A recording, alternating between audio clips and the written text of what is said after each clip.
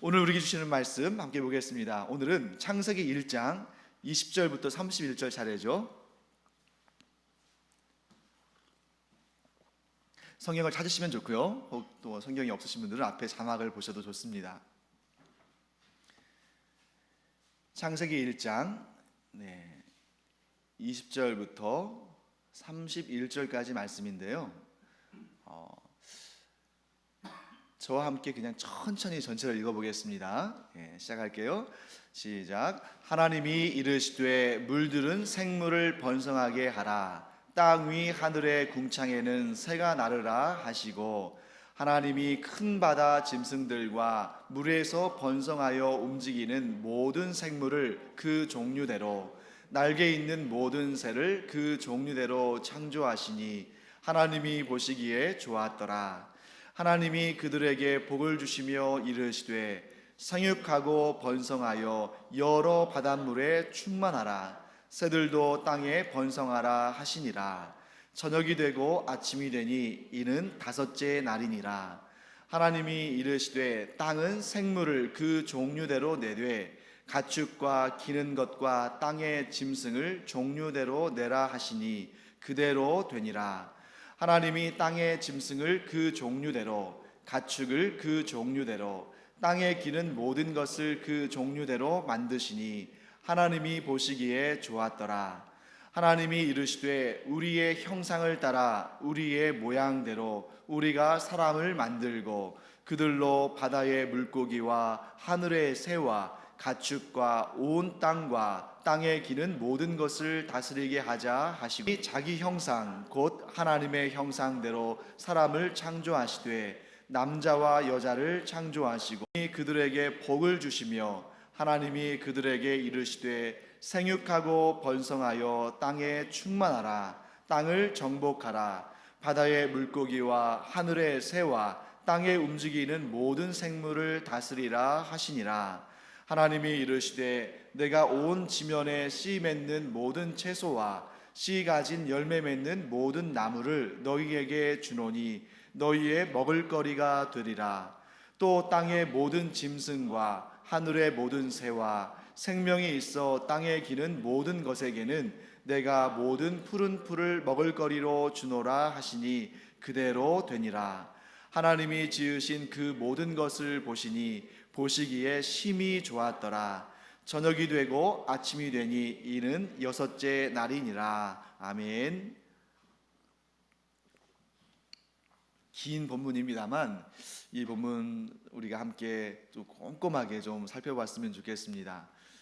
아마도 창세기 1장과 2장을 할 때는 은혜로운 말씀, 우리에게 또 감동이 되는 말씀, 이런 말씀을 전하기보다는, 물론 이제 그런 내용도 있습니다만, 보다 이제 성경의 내용들을 우리가 좀 자세히 알아가는, 좀 공부하는 시간을 가져야겠다는 생각을 했습니다. 왜냐하면 많은 분들이 이 성경을 접하고 또 성경에 대해서 소개하고 믿지 않는 사람들과 이 성경의 내용들을 나눌 때 가장 자신 없어 하는 본문 중에 하나가 창세기 1장과 2장이죠.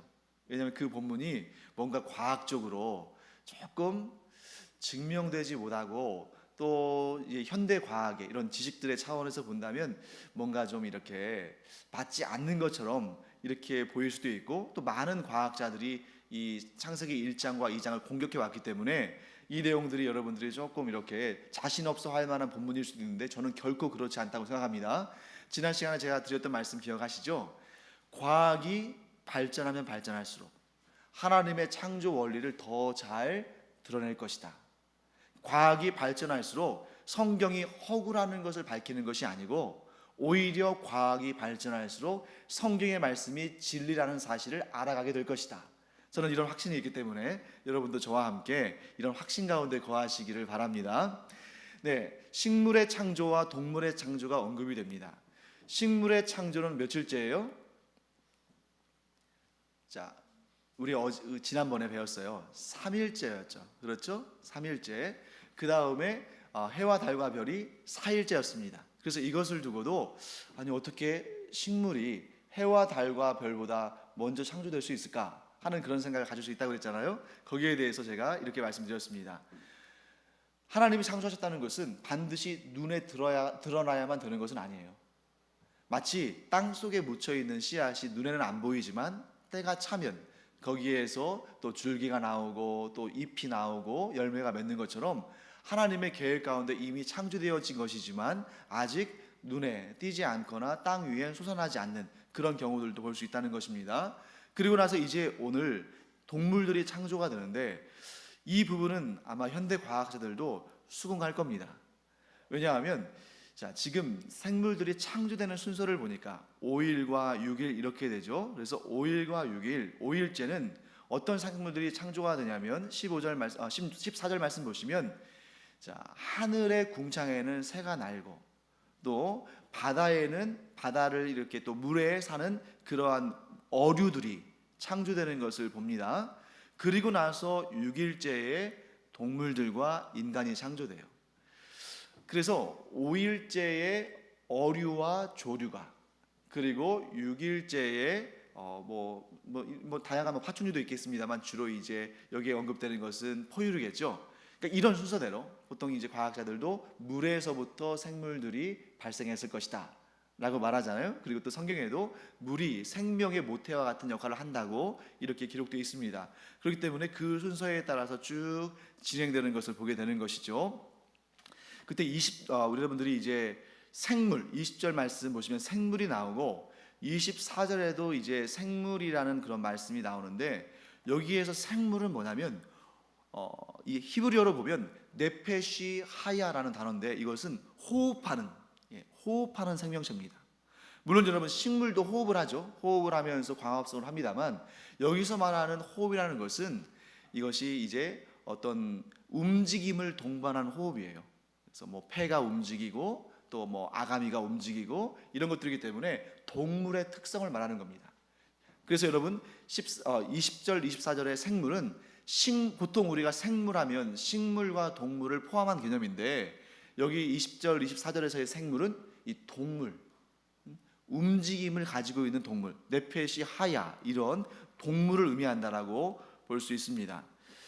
이 이틀간의 동물과 인간을 창조하신 하나님의 역사에는 아주 중요한 특징 두 가지를 발견하게 됩니다. 그 중에 첫째는 뭐냐면 하나님께서 이 동물들을, 여기서는 생물이라고 되어 있습니다만 조금 더 구체적으로 구분하면 움직임이 있는 생물이니까 동물을 창조하실 때에는 어떤 특성을 두셨냐면 종류대로 창조하셨다라고 되어 있습니다. 그렇죠? 그래서 18절 말씀 보셔도 이렇게 되어 있습니다. 땅은 생물을 어떻게 해요? 그 종류대로 내라. 19절 말씀에도 땅의 짐승을 그 종류대로, 가축을 그 종류대로, 땅에 기른 모든 것을 그 종류대로. 마치 이 성경의 창세기 1장 2장을 기록했던 이 당대의 성경의 기자들이 현대의 과학을 배운 것처럼 아주 정확하게 기술하고 있습니다. 왜냐하면 종류대로 되어지는 생물의 특징을 이곳에서 벌써 언급하고 있기 때문이에요. 여러분은 진화론을 인정하십니까? 왜냐하면 이제 저는 가끔 이런 의문이 있어요. 여기 지금 우리 주연이도 있고 유진이도 있고 지금 고등학생, 중학생 이러거든요. 그런데 이 고등학생, 중학생이 이제 학교에 가서 생물을 공부하고 생물을 시험을 칠 때 이제 이 생물에 진화에 관한 내용들이 등장하잖아요. 진화에 관한 내용들이 등장하면 거기에다가 신앙의 양심을 대입하면 과연 정답을 선생님이 요구하는 그 문제가 요구하는 정답을 쓸 수 있을까? 나는 분명히 교회에서 창조를 배웠고 진화론은 옳지 않다고 배웠는데 이 답을 선생님이 낸 문제에 대해서 답을 하려고 보니까 진화론에 대한 답을 써야 맞을 것 같은데 근데 내가 교회에서 배운 신앙은 그게 아니란 말이죠. 근데 이 한 문제를 가지고 대학에 붙을 수도 있고 떨어질 수도 있잖아요. 그럼 여러분들이 이제 그런 수능 시험을 앞둔 자녀의 부모라면 뭐라고 말씀하시겠어요? 네가 이제 생물 시험을 볼 텐데 거기에 진화에 관련된 내용이 나오면 무조건 X라고 해라, 아니라고 해라 이렇게 하시겠습니까? 참 그게 어려운 일이잖아요. 우리 신앙을 따라 할 것이냐 아니면 지식을 따라 할 것이냐. 그래서 제가 예전에 중학생들, 고등학생을 가르칠 때에는 이렇게 얘기해 줬습니다. 물론 우리의 신앙은 진화론을 거부하지만 네가 보고 있는 이 문제는 너의 신앙과 신념을 얘기하라는 것이 아니라 이 지식의 이 부분이 맞냐 틀리냐를 묻는 것이다. 여러분, 우리가 지금 시험 보고 배우는 그런 모든 것들이 우리의 신념과 우리의 지식과 우리의 종교에 맞지 않는 것들이 많아요. 그런데 그것에 대해서 이 모든 문제를 우리의 신념과 종교적인 그런 내용들만 다 한다면 마치 뭐와 같냐면 어떻게 되냐면 그 부분에 있어서 우리가 너무나 많은 그러한 그 문제들을 발생시킬 수가 있죠. 하지만 지금 그 문제는 우리의 신념을 묻는 것도 아니고 우리의 사상을 묻는 것도 아니고 이 부분에 대해서 교과서에서 얘기하는 것에 대한 답을 묻는 것입니다. 그러니까 나는 그것에 동조하지 않을 수 있어요. 하지만 그 문제는 이 차원에서는 이렇게 답한다고 볼 수 있는 거죠. 저는 이렇게 정리했습니다. 우리 그리스도인들은 여러분들이 좀 충격적으로 처음에는 생각하실 수도 있습니다만 잘 한번 들어보세요. 우리는 진화를 인정합니다. 좀 충격적이잖아요. 우리는 진화를 인정해요. 그러나 진화론을 인정하지는 않습니다. 약간 말장난처럼 보일 수 있잖아요. 진화는 인정하는데 진화론을 인정하지 않는다는 것은 무슨 의미냐면 하나님께서 창조하신 그 종류 안에서는 시대와 환경과 이런 것에 따라서 진화들이 일어납니다. 다른 말로 하면 변화라고도 볼 수 있겠죠. 근데 변화인데 이전보다 더 좋아진다는 의미에서 진화라고 표현한 것입니다. 반면에 이런 종에서 이 같은 종에서의 이런 어떤 변화가 아니라 하나의 종에서 다른 종으로 이렇게 이전되고 변화되는 이런 부분에 대해서 우리 기독교는 그 부분을 인정하지 않습니다. 왜냐하면 여기에 하나님께서 각각의 종류대로 창조하셨다고 말씀하고 있으니까. 하나 예를 들어 보겠습니다. 오늘날 21세기를 살아가는 우리의 모습과 2000년 전에 우리 조상들의 모습과 아니 더 가서 5000년 전에 우리 조상들의 모습이 같을까요? 다를까요? 다를 겁니다. 그리고 수천 년 혹은 수만 년의 세월을 거쳐가면서 어떤 신체의 부위는 퇴화가 될 수도 있습니다. 그리고 또는 작았던 것이 커질 수도 있겠죠. 이제 뭐 넓었던 턱이 좁아지기도 하고, 그렇죠? 그리고 풍성했던 털들이 점점 사라지기도 하고, 이런 것들을 우리가 마냥 이런 변화들, 분명히 우리 눈으로도 보여지고 역사적으로 증거되는 이런 변화들이 없다 하면 그것도 문제죠. 그건 너무 근본주의 아니겠습니까? 분명히 그런 변화들은 시대에 따라서 오랜 시간이 지나면서 이것이 변화들이 일어납니다. 그러나 문제는 뭐냐면 이 변화는 그 종에서 그 종이 이런 환경이나 이런 부분들에 있어서 적응하기도 하고 하면서 이런 것들이 이렇게 소소하게 변화되는 그런 부분이지 그 종류의 특징 자체가 변하는 것은 아니에요. 하나님께서 만드신 그 종류의 특징은 계속 진행되어 가는 것을 보게 됩니다. 그래서 여러분 이렇게 정리했으면 좋겠어요. 발전하는 것은 물론 있지만 그것은 그 종 내에서의 변화이고 이런 진화론이 주장하는 것처럼 다른 종에서 또 다른 종, 어떤 종에서 또 다른 종으로 이렇게 진화라는 과정을 거쳤다는 것에 대해서는 우리가 인정할 수 없다라고 우리는 보고 있습니다. 극단적인 진화론자들은 생물의 발생 초기에 하나의 생명체가 발원했고 그 이후에 오랜 시간이 지나면서 그 하나의 최초의 그 생명체에서 여러 가지 다양한 종들이 분화되어서 나왔다고 말합니다. 정말 그렇게 얘기하지만 그런데 그 최초의 생명체가 어디서 어떻게 기원했는지는 설명하지는 못합니다. 이게 참 어려운 문제죠. 과학인데 굉장히 과학적이진 않은 거예요. 과학인데 과학적이지가 않습니다. 왜냐하면 과학이라는 것은 존재를 밝히고 그 존재의 변화에 대해서 설명해야 되는데 그 생명의 그 존재의 변화에 대해서는 설명하는데 그 존재가 어떻게 형성됐는지 그 자체를 알지 못해요. 그게 상상하는 거죠. 최초에 이런 단세포의 생물체가 있었을 것이라고 전제하고 가정합니다. 그런데 그것이 어떤 모양인지도 모르고 어떠한 성질인지도 모르고 어떻게 기원했는지도 모릅니다. 그런데 그러한 불안정한 가설 위에 이 모든 것을 설명해 나가고 있어요. 굉장히 과학적이지 않죠. 진실로 과학적이라면 하나의 분명한 개체가 있음을 증명하고 그 증명이 맞춰진 다음에 그것에 대한 분화들을 설명하든지, 아니면 이러한 변화들을 추적하면서 원래의 그 최초의 원인 물질에 대해서 정확한 답을 내든지, 이 둘 중에 하나를 해야 되는데 둘 다 안 되고 있는 겁니다. 그래서 여러분과 저는 아마도 이렇게 추측할 수 있어요. 과학자들이 특별히 이제 생물학적으로 연구를 해보니까 개구리도, 뱀도, 원숭이도, 사람도 그 최초의 수정체의 모습이 비슷해요.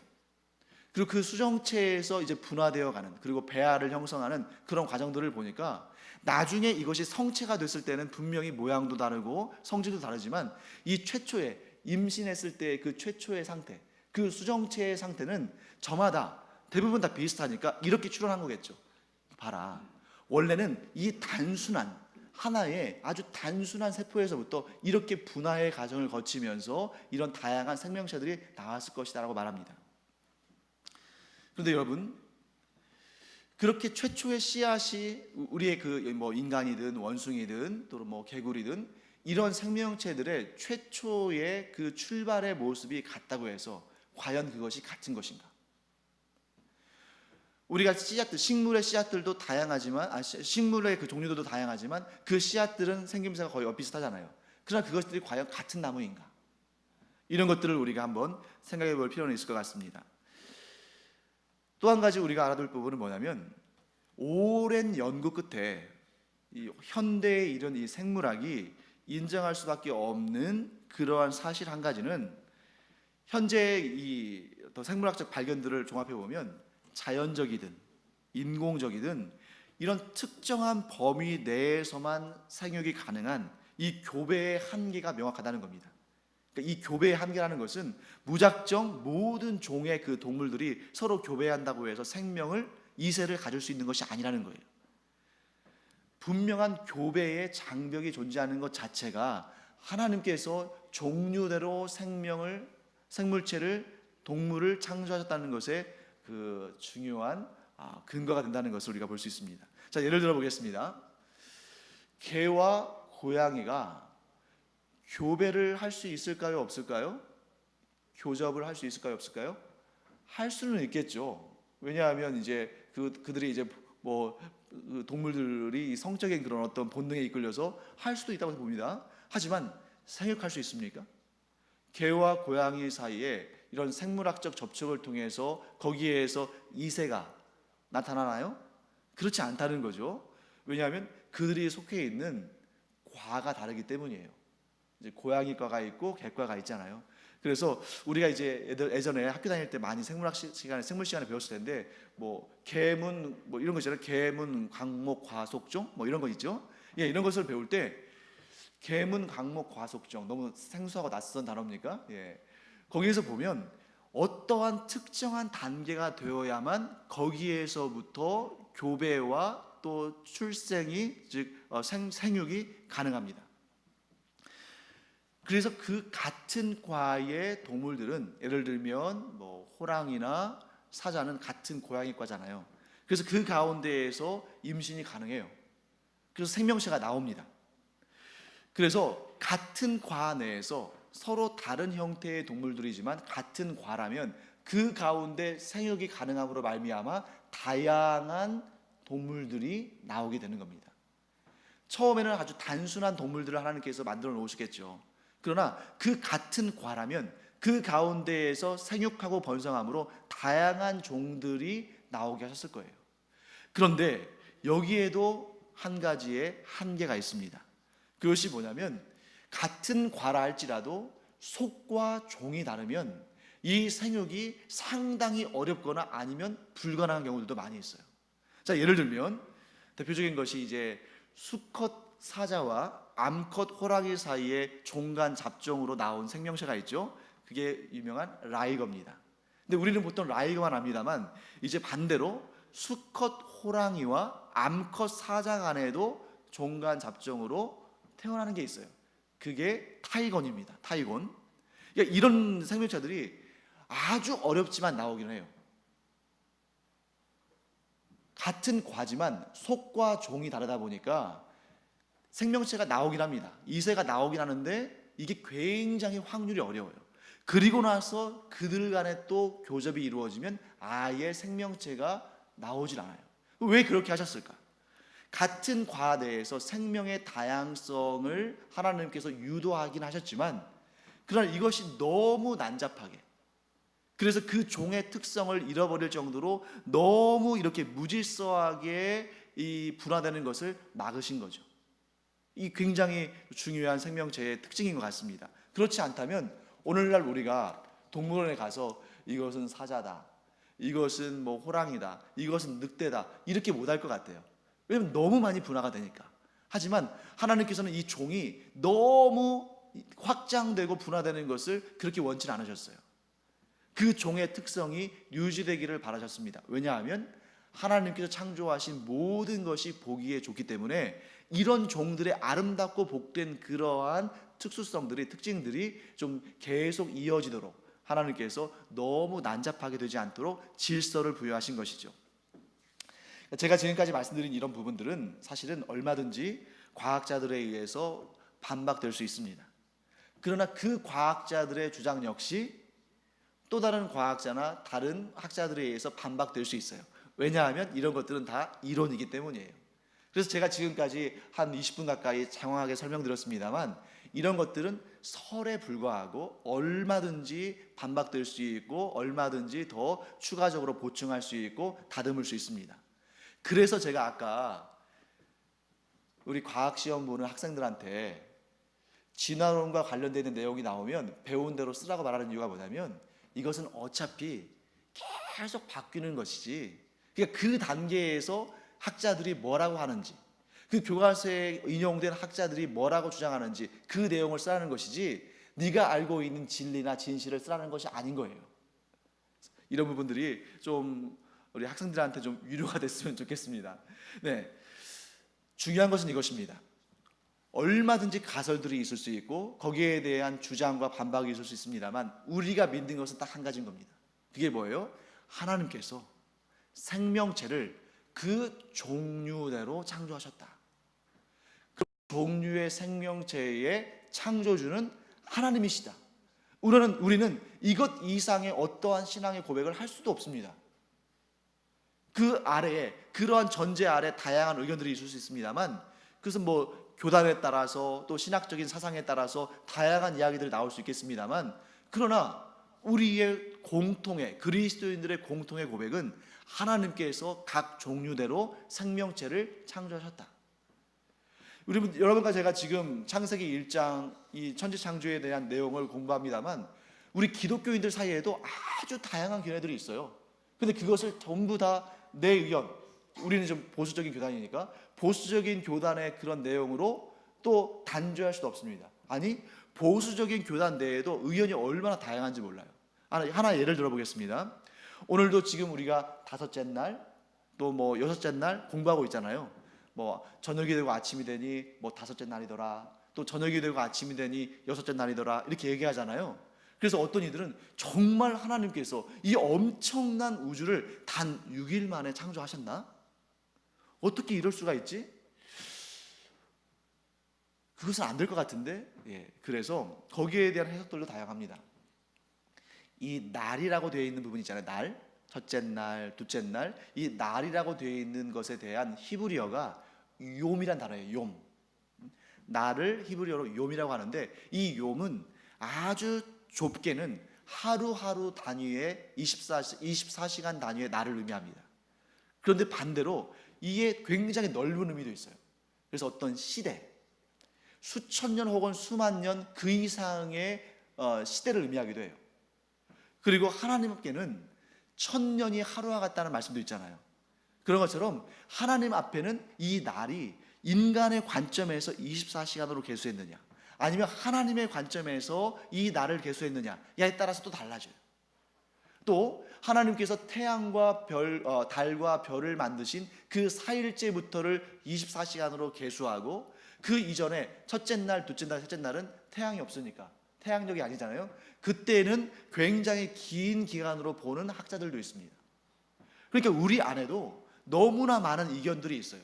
그런데 그런 이견들을 다 하나하나씩 이렇게 다 이것은 옳다, 저것은 그르다 이렇게 말하기는 쉽지 않아요. 하지만 우리의 공동의 신앙이 있습니다. 그것은 무엇입니까?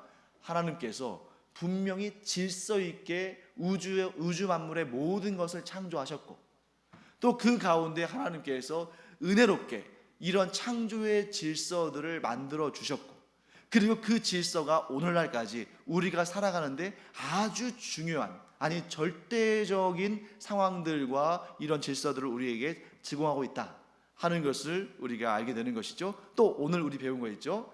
하나님께서 모든 생명체를 그 종류대로 만드심으로 말미암아 그 종류의 특성들이 이렇게 시대를 지나가면서 계속 이어지게 하셨다 하는 것을 우리가 보게 됩니다.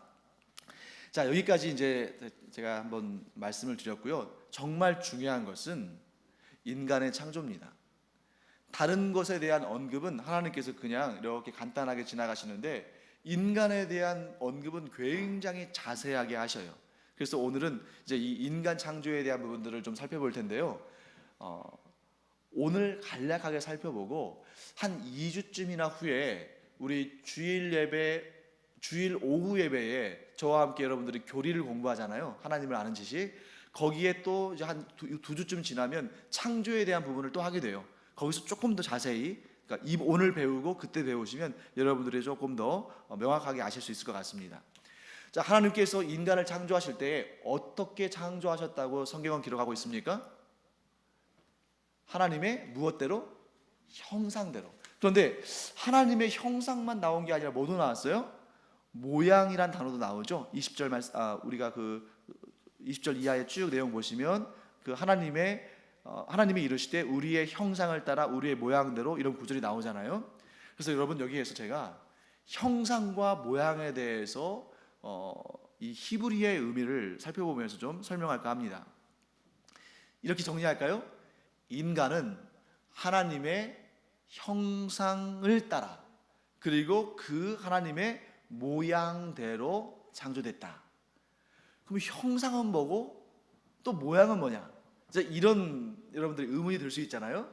이 시간 우리 한번 보겠습니다. 형상이란 단어는 히브리어로 첼렘이란 단어예요. 첼렘. 형상이라는 그러한 우리말로 번역된 단어가 히브리어로는 첼렘인데, 이 단어의 의미는 어떤 뜻이 있냐면 닮은 모습이에요. 닮은 모습, 형체, 닮은 모습, 이런 뜻인데, 이 구약 성경에 이 첼렘이라는 단어가 16번이 등장합니다. 근데 그 16번 중에 5번이 하나님의 형상으로 창조된 인간 할 때 그때에 사용되는 단어예요. 심지어 이 단어가 언제도 쓰이냐면, 그 집 아들, 그 집 아버지랑 똑같이 생겼대 할 때도 이 첼렘을 써요. 닮은 꼴, 닮은 형상, 닮은 얼굴, 이런 뜻으로 쓰입니다. 그런데 심지어는 이 첼렘이라는 단어가 어떤 때도 쓰냐면 우상을 말할 때도 씁니다. 왜 우상일 때도 하나님께서 당신의 형상대로 인간을 만드셨다 할 때 쓰인 그 첼렘이라는 단어가, 왜 우상을 기록할 때도, 우상에 대해서 설명할 때에도 그 단어가 쓰일까요? 사람들이 하나님에 대해서 알고 싶은데 하나님에 대해서 정확히 모르니까 그 닮은 꼴인 것처럼 우상을 만든 거예요. 그래서 우상, 이런 것도 이런 단어일 때도 첼렘을 씁니다. 그러니까 이 첼렘이라는 단어가 좋은 의미, 부정적인 의미 다 있다는 거죠. 그렇기 때문에 여러분, 인간이 첼렘, 곧 하나님의 형상대로 창조되었다 할 때는 이게 외적인 형태를 의미하는 게 아닙니다.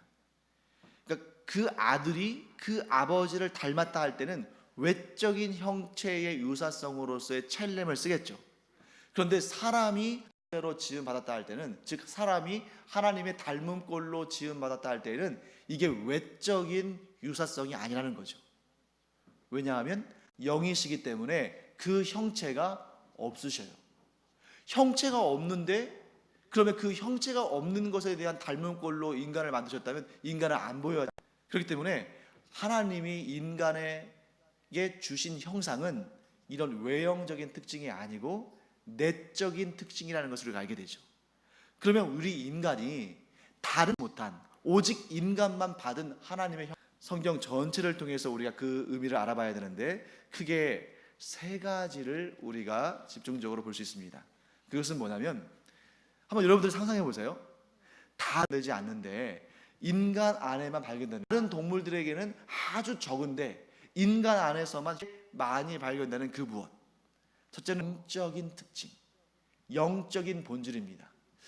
짐승이 영이 있느냐 없느냐를 가지고 여러분 중세 시대 때 로마 가톨릭 신학자들이 어마어마한 연구들을 했어요.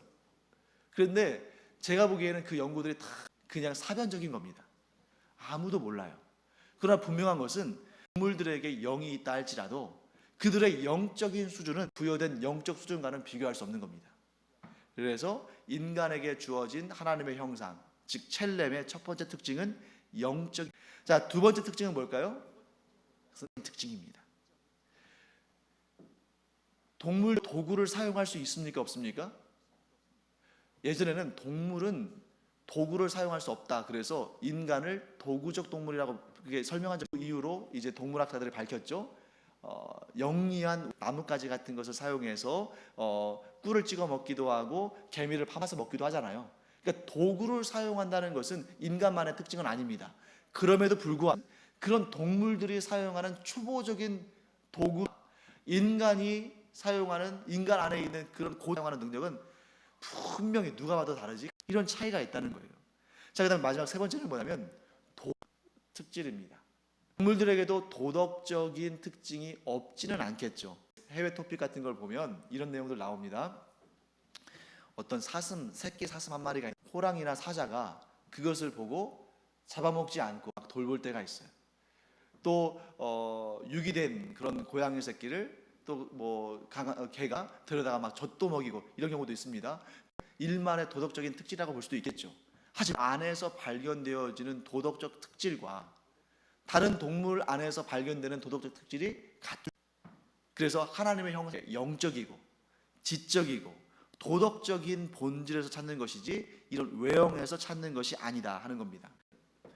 최초의 인간인 아담이 하나님께로부터 부여받은 이런 영적이고 지적이고 도덕적인 그러한 본질, 그러한 형상과 오늘날 우리가 갖고 있는 것은 또 차이가 있습니다.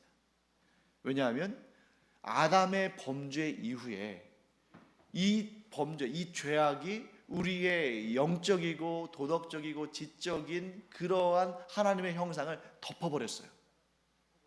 그래서 여러분들이 아시다시피 에덴 동산 안에 거했던 아담과 하와는 하나님과 날마다 대화하고 또 하나님 앞에서 벌거벗었음에도 불구하고 수치스러움이나 두려움을 알지 못했고 하나님과 항상 이렇게 소통하는 그런 존재였는데, 이 아담과 하와가 범죄한 이후에 모든 인류는 그런 영적이고 지적이고 도덕적인 본질이 죄의 가림으로 말미암아 하나님과 이렇게 가깝게, 하나님과 이렇게 소통하는 능력이 많이 상실됐습니다.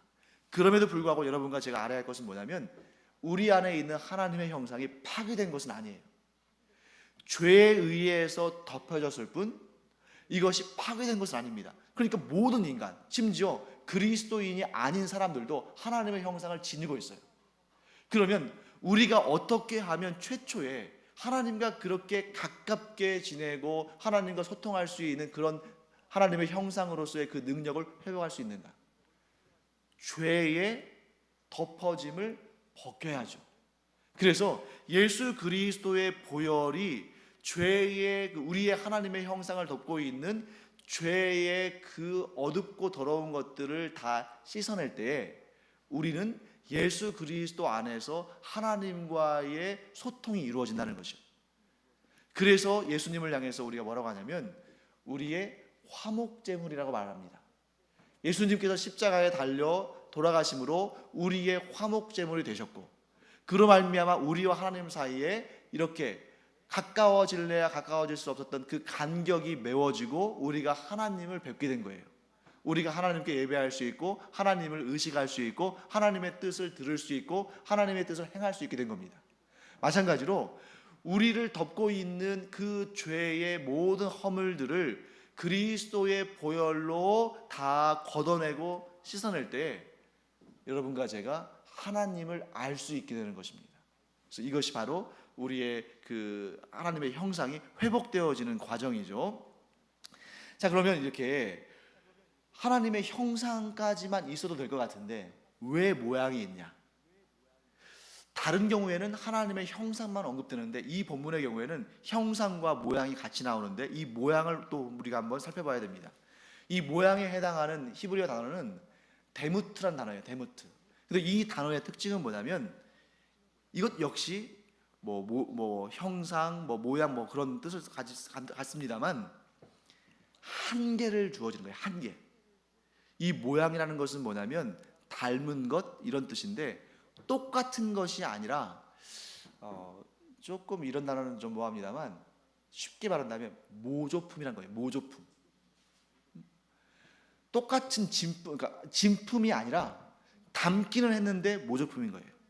그래서 이 모양이라는 말을 하나님의 형상과 모양을 같이 쌍으로 쓴 이유는 뭐냐면 우리가 하나님을 닮아서 우리가 하나님의 형상을 가진 하나님을 닮은 존재지만 어디까지나 우리는 닮은 존재이지 하나님이 아니라는 것을 규정해 주는 겁니다.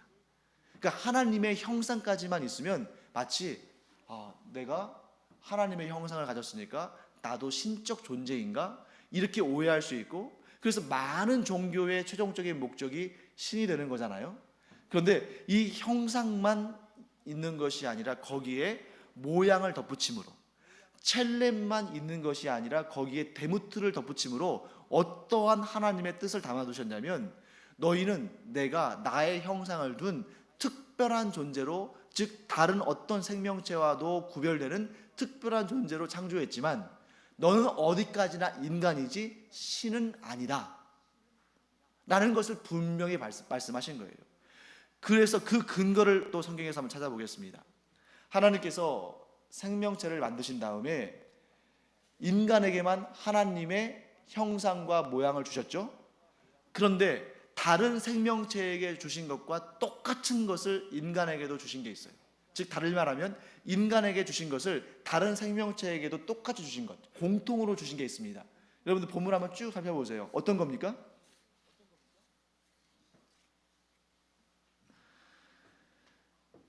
자, 여러분 22절 한번 보실까요? 22절.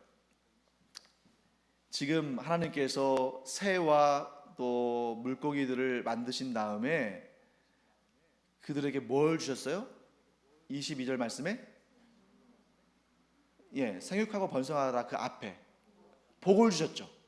복을 주셨습니다. 그런데 그 다음에 땅에 있는 짐승들을 만드신 다음에도 그렇고 그 다음에 인간을 창조한 다음에 뭘 주셨어요? 복을 주셨죠. 여러분 이제 복을 주셨다 그러면 여러분들이 다 이제 너무 이 복에만 이제 마음을 다 쏟으니까 우리 인간에게 복을 주셨구나 하고 감사하는 것 좋습니다만 다른 생명체에게도 복을 주신 거예요. 인간에게만 복을 주신 것이 아니라 다른 생명체들에게도 복을 주셨습니다. 그러면 이 복을 주셨다는 것이 무슨 뜻인가? 복을 주신 것은 좋은 거잖아요. 그런데 그 안에 있는 의미를 발견해야 돼요.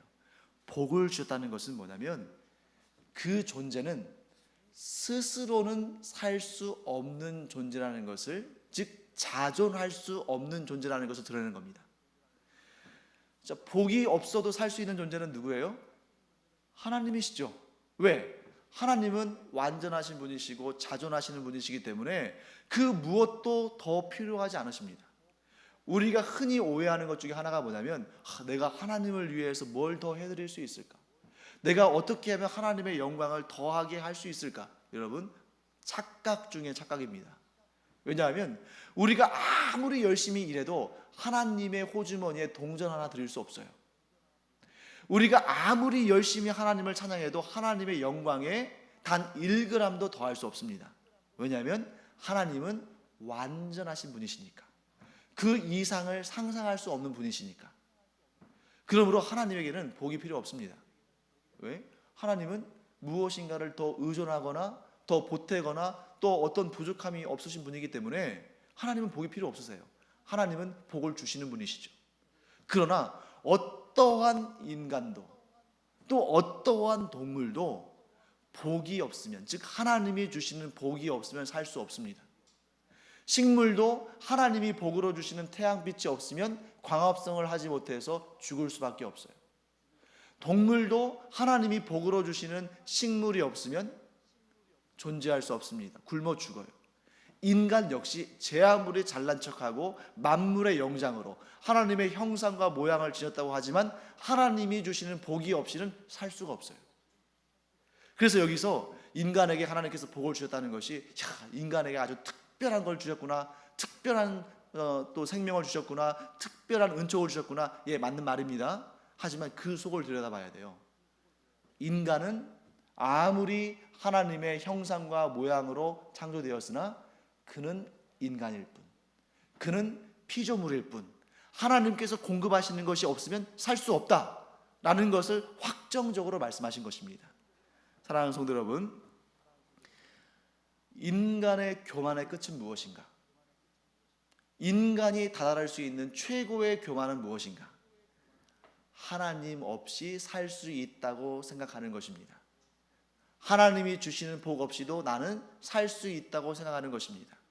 그러나 그에게서 그가 가지고 있는 육신의 건강, 그가 가지고 있는 재산, 그가 가지고 있는 재능, 하나님께서 다 주신 것인데 그거 싹 걷어가시면 그 자리에서 아마 두 손 두 발 다 빌면서 하나님께 다시 그것을 달라고 애원할 겁니다.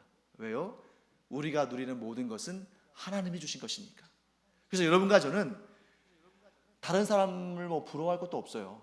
왜? 이미 하나님의 형상과 모양을 내게 주셨고, 또 나를 나보다 더 잘하신 하나님께서 나에게 가장 필요한 것을 복으로 주셨고, 또 그것까지 갈 필요도 없습니다.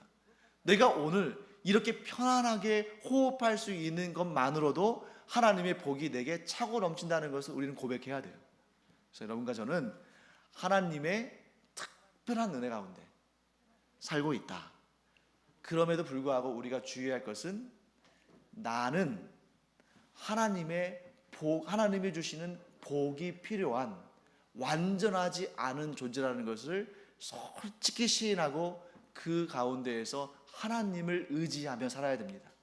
하나님을 의지하지 않는 그 순간, 내 자신이 마치 하나님인 것처럼 나를 높이는 그 순간, 하나님의 영이 그를 떠나는 것입니다.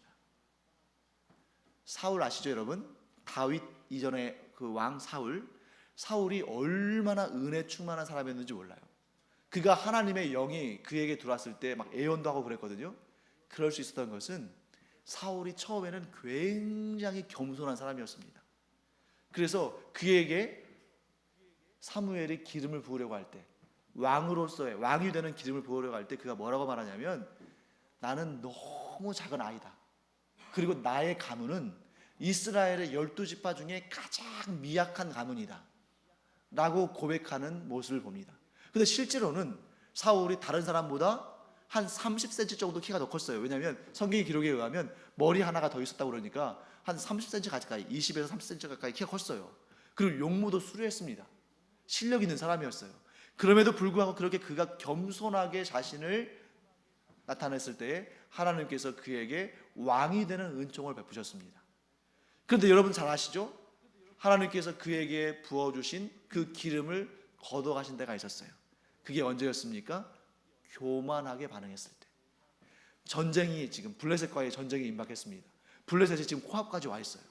그런데 그렇게 전쟁을 하기 전에 사무엘이 와서 하나님께 제사를 드리고 이 전쟁을 해야 되는지 말아야 되는지 하나님께 여쭙고 하나님께서 허락하시면 그 전쟁을 해야 돼요. 그런데 코앞에 지금 블레셋이 와 있으니까 사무엘이 오기도 전에 자기가 마치 제사장인 것처럼 제사를 드려버렸어요. 그것이 무엇입니까? 교만한 그 사울 안에 있는 교만함이 그렇게 드러난 것이죠. 그가 그렇게 교만함을 드러내니까 어떻게 됐습니까? 결국 하나님이 그를 버리셨어요. 사랑하는 성도 여러분, 오늘 본문의 말씀을 정리하겠습니다. 인간은 그 어떠한 존재보다, 그 어떠한 생명체들보다 가장 존귀한 존재로 창조됐습니다. 왜냐하면 오직 인간만 하나님의 형상과 모양대로 창조됐기 때문이에요. 그럼에도 불구하고 우리가 이 하나님의 은혜를 우리의 교만의 제목으로 삼아서, 우리의 교만의 근거로 삼아서 우리가 하나님 없이도 살 수 있는 존재인 것처럼 교만을 떤다면 우리 안에 있는 하나님의 영이 어느덧 사라질 수 있다는 거죠. 여러분과 제가 끝까지 겸손함으로, 나는 하나님이 주시는 복이 없이는 살 수 없는 존재다, 나는 하나님 없이는 살 수 없는 존재라는 것을 고백하고 늘 하나님을 주인 삼고 살아가는 은혜가 있기를 간절히 축원합니다. 기도하겠습니다.